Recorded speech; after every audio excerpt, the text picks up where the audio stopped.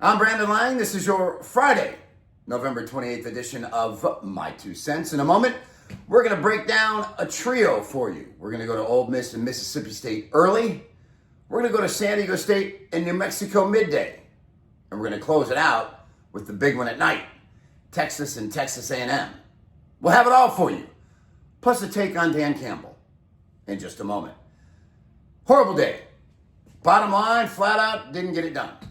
Hunter Dimer on the Lions goes down in flames, and yes, it did not help that Ahmad-Ra St. Brown went down in the first quarter and Jared Goff didn't have his best receiver. But people say excuses are like assholes. Absolutely. Lions didn't get it done. Multiple failures by head coach Dan Campbell, which we'll get into in a moment. But that's over and done. Right now, it's my hottest release, looking to go 3 in a row.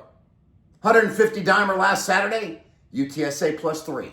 Outright by 30 over East Carolina, 54-34. Then on Sunday, 150 Dimer number 2 in a row. Cowboys come back from 21-0 down and get the job done outright, 24-21.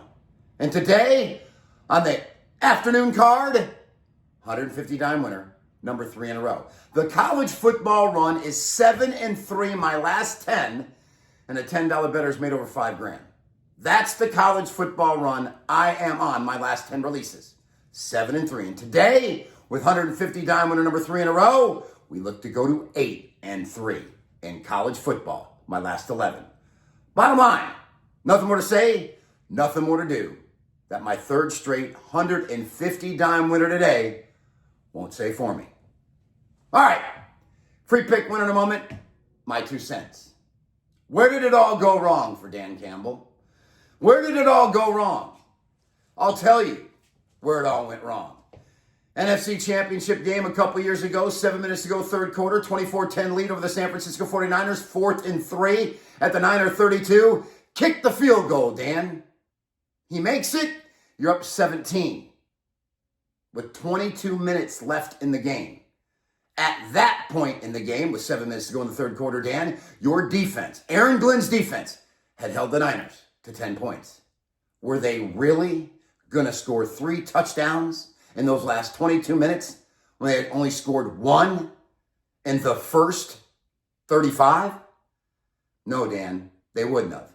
And you would have went to the Super Bowl and you'd have beat the Chiefs. And you would have done it. You would have turned around the Lions. You'd have got your Super Bowl championship and you would have been a god.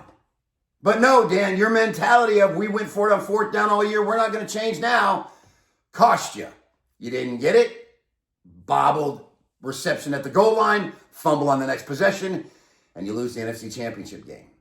And your ego, which is writing checks that your brain can't cash, continues to go for it and continues to cost not only the Detroit Lions, but Detroit Lion fans who are living and dying with your decision. This has nothing to do with the fact that I had a 100-dime loss on the Lions.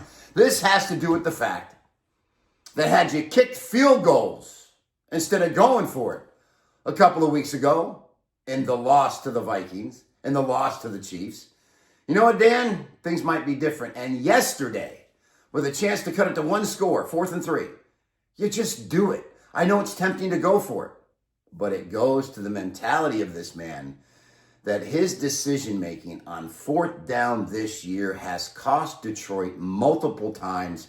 And it goes back to that NFC Championship game with 7 minutes to go in the third quarter, 4th down and 3 at the Niner 31, up 24-10 and a chance to go up 3 scores. And he goes for it and he does not get it. And he said after the game, that's what I've done my whole career here at Detroit and I'm not going to change now. Of course, last year he chased the number 1 seed, got banged up by injuries, lost to Washington. And this year, now, they're looking like they might miss the playoffs. Unbelievable. You might want to look in the mirror, Dan. You might want to look in the mirror and make changes as the game is passing you by as a head coach. All right, free pick winner. First game up, Mississippi and Mississippi State. My opinion here is if Lane Kiffin was going to stay, he would already have announced it. In places you don't talk about at parties, ladies and gentlemen, I don't know if his team can say all the right things in the press, go on the road here against a Mississippi State team that has had 1 bad game all year long, at home against Georgia. They had Tennessee on the rope, should have won outright. They had Texas up 3 scores in the second half, should have won outright. Ladies and gentlemen, this Mississippi State team, this is the biggest game in the history of this program, and a coach who has done a great job turning them around, and they're trying to become bowl eligible as well. If Ole Miss goes in here and blows them out, so be it. I don't think they will. I'm going to buy the half point, get 7.5 with Mississippi State. Now the afternoon card. San Diego State rolls into New Mexico, and what a year had it been for the Lobos, and I see them plus 1.5. I loved it at 3. Sharps have bet it down to 1.5. I still like them. I think New Mexico wins this game today, and I think they lock up another great season. They've been tough. They went on the road and beat UNLV where nobody else could. I like the Lobos at home today. I'll take them plus 1.5 over San Diego State. I think they win the game outright. And last but not least, Texas and Texas A&M. It's been a great year for Texas A&M. But I can't get by the fact that they were down close to 4 scores against South Carolina in a game that they probably should have lost. And they probably should have lost to Notre Dame. But they didn't. And yes, they're undefeated. But do you know how hard it is to go undefeated in the SEC conference? It's very hard. And I don't think A&M does it. I'm going to grab the half point. I'm going to take Texas up to plus 3.5. Might be 2.5. I'd still spend 140 and buy it up to 3.5. This game's going down to the wire. And again, would not shock me if Texas wins the game outright. Give me the Longhorns. That's it, everybody. 150 dime winner, number 3 in a row. And college football winner, 8 of 11 on tap today. Win or lose, I'm Brandon Lang. Back here on Saturday with another edition of My 2 Cents.